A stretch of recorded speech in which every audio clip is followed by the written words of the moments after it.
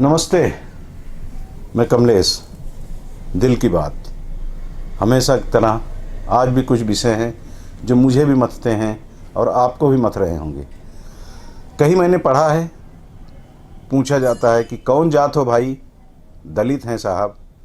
नहीं, मतलब किस में आते हो? इलेक्शन के वक्त खबरों में, सरकार बनते ही कब्रों में। सचमुच में ऐसा ही होता है। जब भी चुनाव आता है, दलित प्रेम दहाड़े मार मार कर प्रकट होता है और फिर सब कुछ वैसे ही चलता रहता है जैसे पहले हुआ करता था। आज़ादी के इतने वर्षों बाद तमाम संघर्षों की छत्रछाया में भी कर्मगत की बजाय जातिगत व्यवस्था भारत में लागू है। तभी तो सुप्रीम कोर्ट को कठोर होना पड़ा और कहना पड़ा कि किसी विशेष जात के कैदियों से सीवर टैंक साफ कराना गलत है, पुलिस कार्रवाई करे, जेल मैनुअल से भेदभाव बढ़ाने वाले नियम हटाए जाएं। इस खबर को पढ़ने के बाद जो लोग यह दलील देते नहीं अघाते कि देश में अब जाति के आधार पर भेदभाव खत्म हो गया है, कानून सबके लिए है, समानता का अधिकार है, उनके मुंह पर करारा तमाचा लगा है। सुप्रीम कोर्ट में दायर एक जनहित याचिका के जरिए जब खुलासा हुआ कि जेल में जाति के आधार पर कैदियों से काम कराया जाता है, यानी अगर कोई दलित वर्ग का व्यक्ति जेल आता है तो उसे शौचालय की साफ सफाई का दायित्व सौंप दिया जाता है, नाई आता है तो उससे बाल बनवाया जाता है, ब्राह्मण आता है तो उसे भोजन बनाने का काम दिया जाता है। तब सुप्रीम कोर्ट ने इस मामले को गंभीरता से लिया और कठोर निर्णय लेते हुए कुछ राज्यों को निर्देश दिए हैं कि जेल में जाति के आधार पर काम का बंटवारा न किया जाए। किसी विशेष जाति के कैदियों से सीवर टैंक साफ करना या कराना सरासर अन्याय है। पुलिस को इस मामले में कार्रवाई करना चाहिए। सुप्रीम कोर्ट ने आदेश दिया है कि जेल मैनुअल में जातिगत भेदभाव बढ़ाने वाले नियमों में 3 महीने के भीतर बदलाव किया जाए।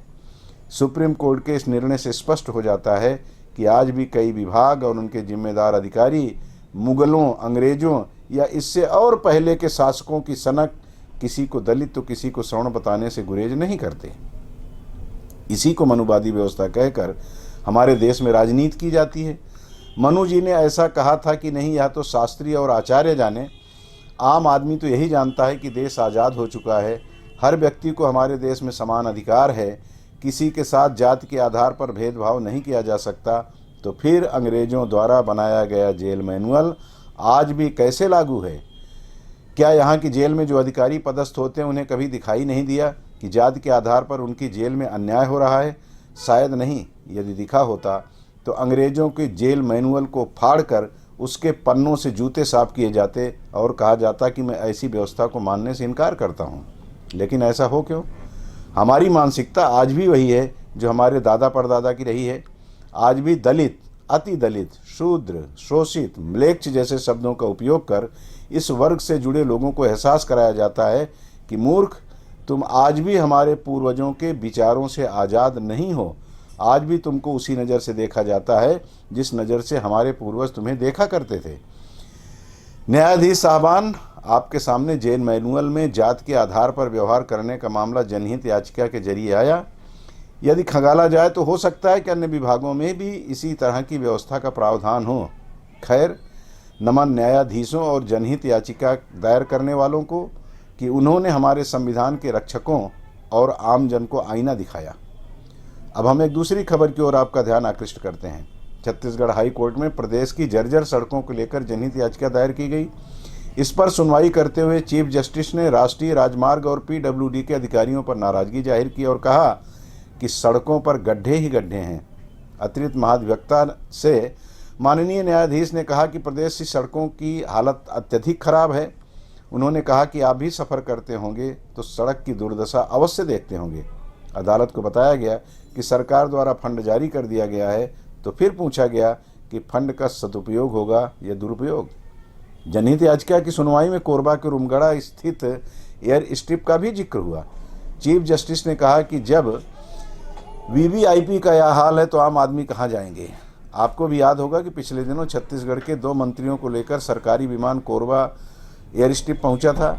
एयर स्ट्रिप की बदहाली के कारण विमान हिचकोले खाने लगा था और एक बड़ी दुर्घटना की आशंका बलवती हो गई थी। ईश्वरीय कृपा रही कि दुर्घटना नहीं हुई, लेकिन इस मामले को छत्तीसगढ़ सरकार और कोरबा प्रशासन ने गंभीरता से लिया।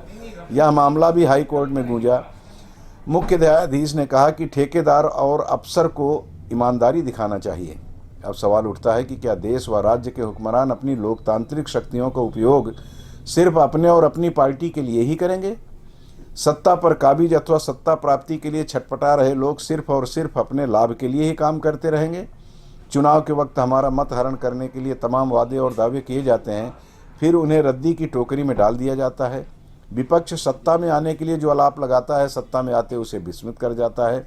जाति के आधार पर वोट मांगने वाले राजनेताओं, जब आप सत्ता में होते हैं तो क्या आपने कभी कार्यपालिका व व्यवस्थापिका के जरिए किए जा रहे अंग्रेजकालीन अन्याय पर दृष्टि डालना मुनासिब समझा? क्यों?